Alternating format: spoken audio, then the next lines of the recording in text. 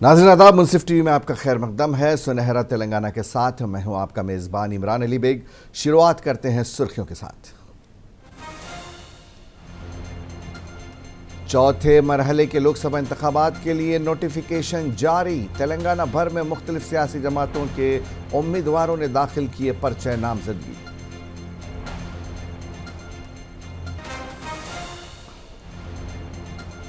BRS party के सरबराह केसीआर ने लोकसभा उम्मीदवारों में पार्टी के बी फॉर्म किए तकसीम। कांग्रेस के 20 अरकान असम्बली बीआरएस के हैं राबिते में, केसीआर का सनसनीखेज तबसरा। तेलंगाना में बीजेपी दोहरे हिस्से में नशिस्तें हासिल करेगी, किशन रेड्डी ने किया दावा।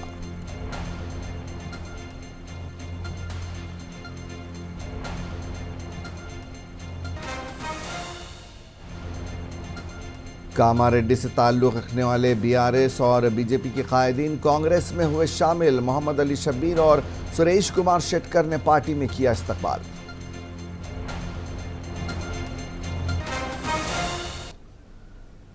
चौथे मरहले के लोकसभा इंतखाबात के लिए आज नोटिफिकेशन जारी हो गया। इसके तहत तेलंगाना की तमाम 17 लोकसभा सीटों पर 13 मई को वोटिंग होगी, जबकि आज से पर्चे नामजदगी का अमल शुरू हो गया है, जो 25 अप्रैल तक जारी रहेगा। इस दौरान 5 माह कबल इक़्तिदार में आने वाली कांग्रेस पार्टी लोकसभा इंतखाबात में भी असम्बली इंतखाबात के नताइज दोहराने के लिए पुरअज़्म दिखाई देती है। इसके लिए मकामी लीडरों ने भरपूर तैयारियां की हैं। लोकसभा इंतखाबात के लिए मजबूत उम्मीदवारों को मैदान में उतारा गया है ताकि उनकी जीत को यकीनी बनाया जा सके। उधर दूसरी जानिब बीजेपी भी अपनी जानिब से कोई कसर छोड़ना नहीं चाहती। बीजेपी ने उम्मीदवारों का सबसे पहले ऐलान करते हुए अपनी इंतखाबी मुहिम पहले ही शुरू कर दी थी। इस दौरान असम्बली इंतखाबात में अपना इक़्तिदार खो देने वाली बीआरएस भी अपनी साख बहाल करने की हर मुमकिन कोशिश कर रही है।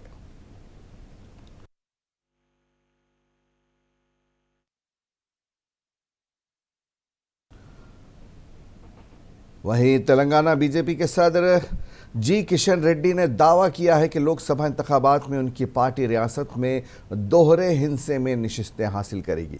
उन्होंने मल्काजगिरी लोकसभा हल्के से पार्टी उम्मीदवार ई राजेंद्र के पर्चे नामजदगी दाखिल करने के मौके पर मुनक्कदा रैली से खिताब किया। इस प्रोग्राम में मरकज़ी वज़ीर हरदीप सिंह पुरी ने भी शिरकत की। किशन रेड्डी ने कहा कि अवाम का बीजेपी एनडीए हुकूमत पर भरोसा है, जिसने पिछले 10 सालों से तरक्की और फलाह व बहबूद के काम किए हैं।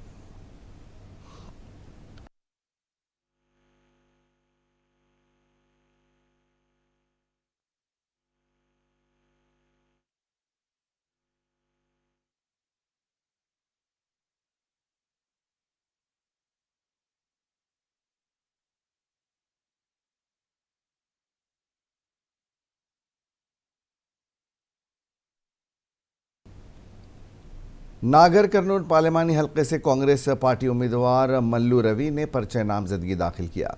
उन्होंने पर्चे नामजदगी के कागजात रिटर्निंग ऑफिसर उदय कुमार को पेश किए। इस मौके पर कांग्रेस के दीगर कायदीन भी मौजूद थे।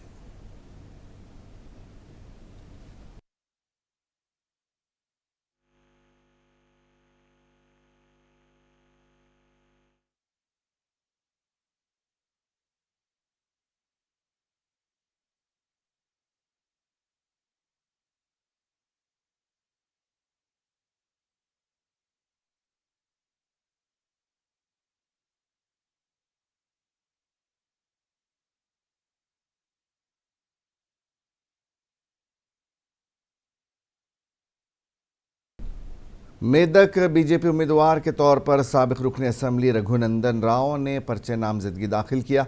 इस मौके पर रघुनंदन राव ने लोकसभा इंतखाबात में उन्हें कामयाब बनाने की आवाम से अपील की और कहा कि उन्हें खिदमत का मौका फराहम करे ताकि मेदक हल्के के तरक्की की जा सके। उन्होंने आवाम से इसकी अपील की। उन्होंने कहा कि वज़ीर आज़म मोदी तीसरी बार मुल्क के वज़ीर आज़म बनेंगे। इस मौके पर बीजेपी के ज़िला सदर जी श्रीनिवास और दीगर मौजूद थे।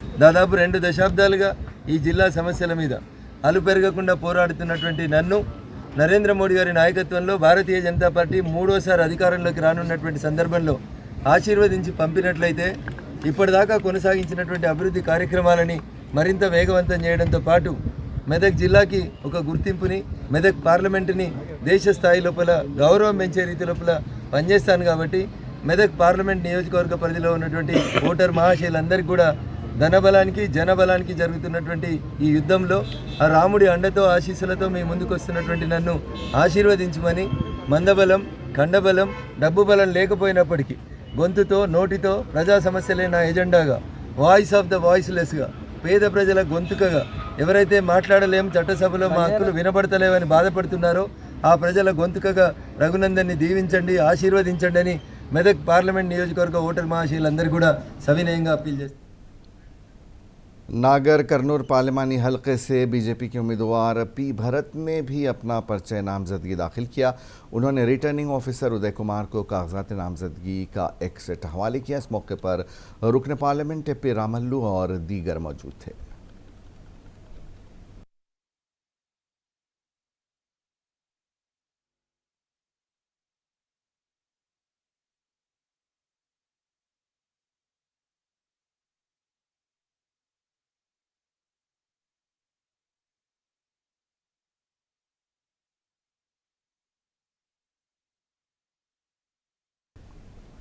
उधर मेदक के रुकने असम्बली रोहित राव ने मेदक पार्लिमानी हलके से कांग्रेस पार्टी के उम्मीदवार नीलम मधु की जानिब से एक सेट पर्चा नामजदगी दाखिल किया। इस मौके पर रोहित राव ने मीडिया से बात करते हुए वज़ीर आला रेवंत रेड्डी 10 अप्रैल कहा कि 10 अप्रैल को मेदक में इंतखाबी रैली से खिताब करेंगे। उन्होंने कांग्रेस के 100 दिन की हुक्मरानी में मेदक में किए गए तरक्याती कामों का जिक्र किया।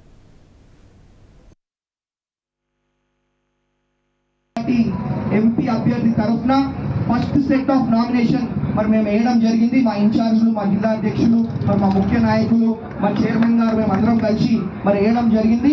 అదేవిధంగా మరి 20వ తారీఖు మన ముఖ్యమంత్రి శ్రీ రేవంత్ అన్న గారు కూడా మరి మన మెదక్ కాన్స్టిట్యున్సీకి రాబోతా ఉన్నారు నామినేషన్ వేయడానికి. కాబట్టి ఆ రోజు భారీ ర్యాలీ కూడా ఉండబోతా ఉన్నదని చెప్పి మరి మీ ద్వారా ప్రజలకు తెలియజేసుకుంటా ఉన్నాను, నా మెదక్ కుటుంబ సభ్యులకు తెలియజేసుకుంటా। तो नाज़रीन, जैसे कि हम बात कर रहे हैं, लोकसभा इंतखाबात के चौथे मरहले के लिए आज नोटिफिकेशन जारी कर दिया गया। नोटिफिकेशन जारी होने के बाद पहले ही दिन नामजदगियों का आगाज़ हो गया है। इस दौरान नलगुंडा पार्लिमानी सीट के लिए नामजदगियों का आगाज़ हुआ। पहले ही दिन 2 उम्मीदवारों ने अपने कागजात नामजदगी दाखिल कर दिए। बीजेपी उम्मीदवार एम श्रीनिवास गौड़ ने अपना पर्चा नामजदगी दाखिल किया, जबकि आज़ाद उम्मीदवार सी प्रभाकर ने भी नामजदगी के 2 सेट रिटर्निंग ऑफिसर दासारी हरिचंद्रा को के पास जमा करवाए।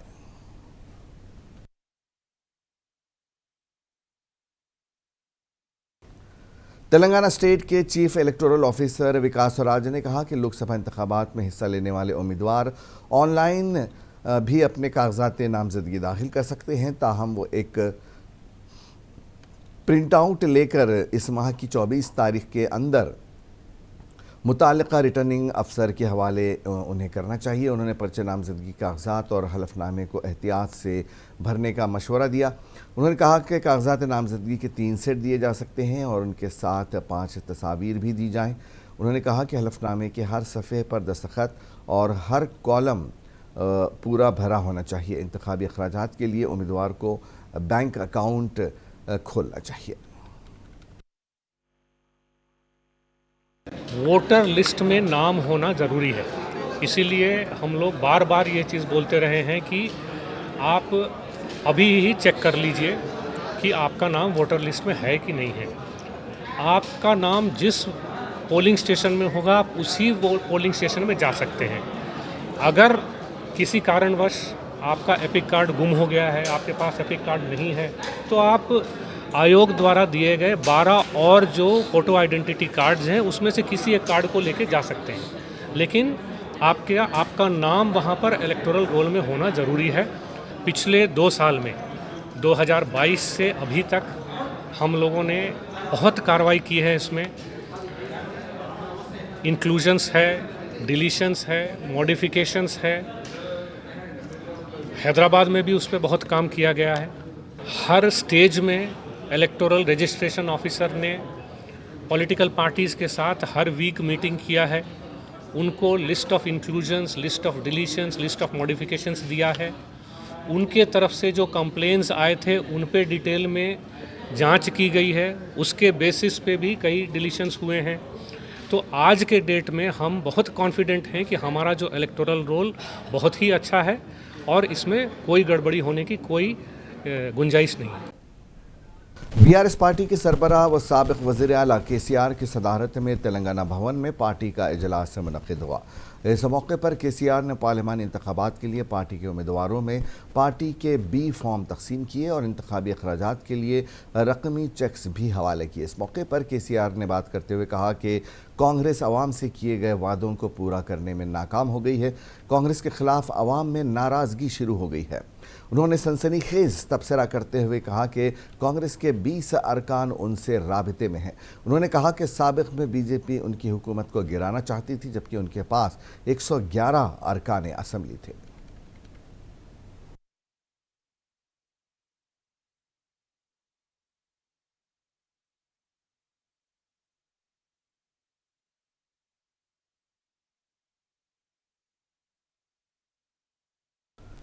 तेलंगाना बीजेपी के सदर व मरकजी वजीर किशन रेड्डी ने report to the people presentation program में शिरकत की। इस मौके पर किशन रेड्डी ने बात करते हुए कहा कि महकमे सकाफ़त की जानिब से मुल्क भर में आज़ादी का अमृत महोत्सव का इनेकाद किया गया। इसके तहत हर घर पर कौमी परचम लहराया गया।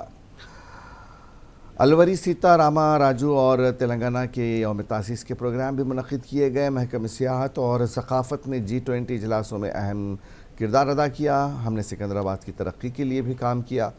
मरकज़ी हुकूमत ने तेलंगाना का ताउन किया है। मरकज़ की जानिब से तेलंगाना के लिए 10 लाख करोड़ रुपए खर्च किए गए हैं।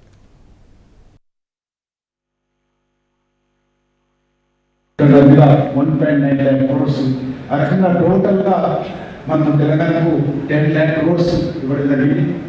అంతేకాకుండా జాతీయ రహదారులని లాస్ట్ 9 years అంటే 67 years మోడీ గారు కాకముందు తెలంగాణ జాతీయ రహదారులకు సంబంధించి 2500 కిలోమీటర్లు ఉండేది. ఈ యొక్క 9 years లోని అంటే 9 years కాదు 9 years లోనే మరి నరేంద్ర మోడీ గారి ప్రభుత్వము కొత్తగా 2500 కిలోమీటర్ల జాతీయ రహదారుల రోడ్డు వేయడం జరిగింది. అదేవిధంగా గతంలో వేసినటువంటి జాతీయ రహదారులకు ఇప్పుడు వేసినటువంటి జాతీయ రహదారులకు చాలా క్వాలిటీతో కూడినటువంటి పటిష్టమైనటువంటి రోడ్డు వేయడము, పాత రోడ్డు గతంలో వేసినటువంటి రోడ్డు। तेलंगाना की असल अपोजिशन बीआरएस को लोकसभा इंतखाबात से पहले एक और धक्का लगा है। उप्पल के साबिक रुकने असम्बली बी सुभाष रेड्डी ने बीआरएस से इस्तीफ़ा देते हुए बीजेपी में शमूलियत इख्तियार कर ली है। तेलंगाना बीजेपी के सदर व मरकज़ी वज़ीर किशन रेड्डी ने उनका पार्टी में इस्तकबाल किया।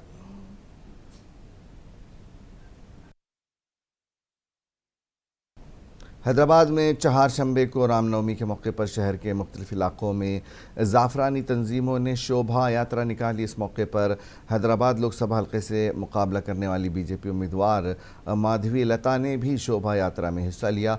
इस दौरान वो शोभा यात्रा में खुली गाड़ी में सफ़र के दौरान जब बेगम बाज़ार के सिद्दी अंबर के पास पहुंची तो माधवी लता मस्जिद को देखकर पुरजोश हो गईं और मस्जिद को देखते हुए अपने दोनों हाथों से तीर कमान चलाने लगी। बीजेपी लीडर की इस हरकत से यात्रा में शामिल शुरका ने जय श्री राम के नारे लगाए। इस शरंगेज़ी का वीडियो सोशल मीडिया पर वायरल हो रहा है और इन पर तनकीदें की जा रही हैं कि इंतखाबी माहौल में सियासी फ़ायदा उठाने की ओछी कोशिश का इस पर इल्ज़ाम लगाया जा रहा है।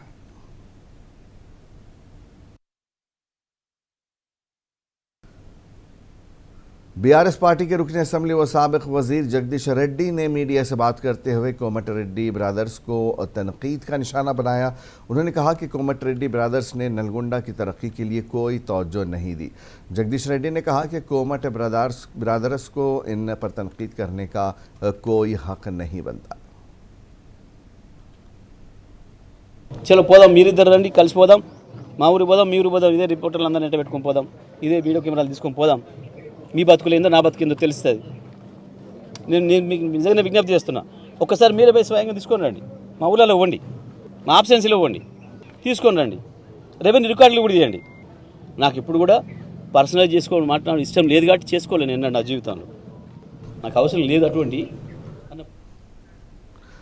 कामारेड्डी में बीआरएस और बीजेपी से ताल्लुक़ रखने वाले कायदीन और कारकुनों ने कांग्रेस लीडर व तेलंगाना हुकूमत के मुशीर मोहम्मद अली शब्बीर और ज़हीराबाद पार्लिमानी हलक़े के कांग्रेस उम्मीदवार सुरेश शेटकर की मौजूदगी में कांग्रेस में शमूलियत इख्तियार कर ली। उन्होंने उनका पार्टी में इस्तकबाल किया। इस मौके पर मोहम्मद अली शब्बीर ने ज़हीराबाद पार्लिमानी हलक़े से कांग्रेस के उम्मीदवार सुरेश कुमार शेटकर को भारी अक्सरी से कामयाब बनाने की अपील की। इस मौके पर म्यूनसिपल चेयरपर्सन के अलावा कांग्रेस के दीगर कायदीन मौजूद थे। మీ సమస్యలను పరిష్కారం చేసేందుకు నేను ఎప్పుడు మీ సేవలో ఉంటానని చెప్పి ఈ ఒక్కసారి భారీ మెజార్టీ ఇస్తే నేను కూడా ఢిల్లీలో కొట్టాను. మార్పు తీసుకురండి, డెవలప్ చేసుకుందాం, అభివృద్ధి చేసుకుందాం, పిల్లల భవిష్యత్తు చేసుకుందాం, పిల్లలకు ఉద్యోగాలు చెప్పేందుకు ఏం పని చేద్దాం మనము. सिद्दीपेट के किसानों ने एक अनोखी मुहिम शुरू की है। किसान सीएम रेवंत रेड्डी को पोस्ट कार्ड लिख रहे हैं और सीएम रेवंत रेड्डी के जरिए किए गए वादों पर फौरी अमल आवारी का मुतालबा कर रहे हैं।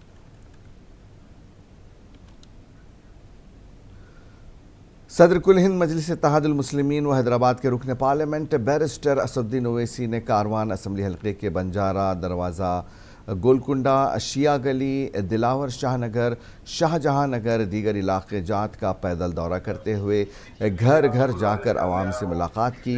आवाम ने जगह जगह असदुद्दीन ओवैसी और रुकन असम्बली कौसर मोहिउद्दीन का इस्तकबाल किया। लोकसभा इंतखाबात में मजलिस को वोट देने की उन्होंने आवाम से अपील की।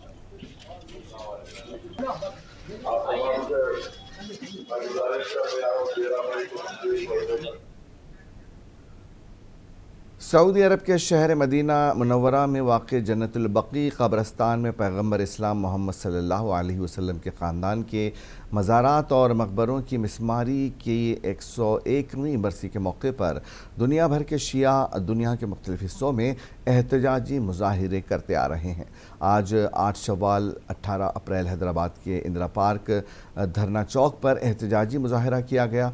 हुज्जतुल इस्लाम मौलाना मतलूब मेहदी आबिदी दहली, चेयरमैन सीरतुन नबी सल्लल्लाहु अलैहि वसल्लम मुश्ताक मलिक, सदर मुस्लिम तहरीक शबान मौलाना अली कादरी ने इस एहतजाज की क़यादत की।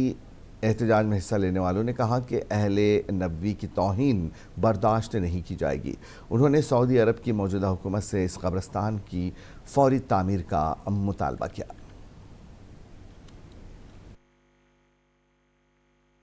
कि प्रॉफिट मोहम्मद की डॉटर जो है जनाब फ़ातिमा ज़हरा सलामुल्लाह अलैहा और उनके साथ और हमारे जो अइम्मा हैं उनके सन्स हैं उन लोग की भी मज़ारात है, ग्रेवयार्ड है, जो रीबिल्ड बक़ी का हमारा जो मुतालबा है जो हमेशा रहेगा, जिसमें हम लोग यहाँ की हुकूमत से मुतालबा करते हैं कि हमारी इस बात को सऊदी हुकूमत तक पहुँचाएँ और हमारी इस जो हैदराबाद सेंट्रल यूनिवर्सिटी की तलबा यूनियनों के दरमियान तसादुम का वाक़या पेश आया, जिसमें बाज़ तलबा ज़ख्मी हो गए हैं। ज़रा के मुताबिक गुज़श्ता शब ABVP के ज़ेर एहतमाम एक प्रोग्राम मुनक़्क़िद किया गया, जिसमें किसी मसले पर ABVP और SFI तंजीमों के कारकुन एक दूसरे से उलझ पड़े और इनके दरमियान तसादुम हुआ। एक दूसरे पर किए गए इस हमले में बाज़ तलबा ज़ख्मी हो गए, जिनको इलाज के लिए अस्पताल मुंतकिल किया गया। इस वाक़े की इत्तला मिलते ही पुलिस वहाँ पहुँच गई। पुलिस ने सिलसिले में एक मामला दर्ज कर लिया है।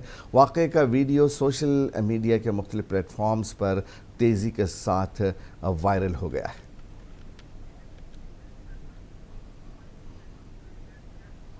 सुनहरा तेलंगाना में आज बस इतना ही। इजाज़त दीजिए। आदाब।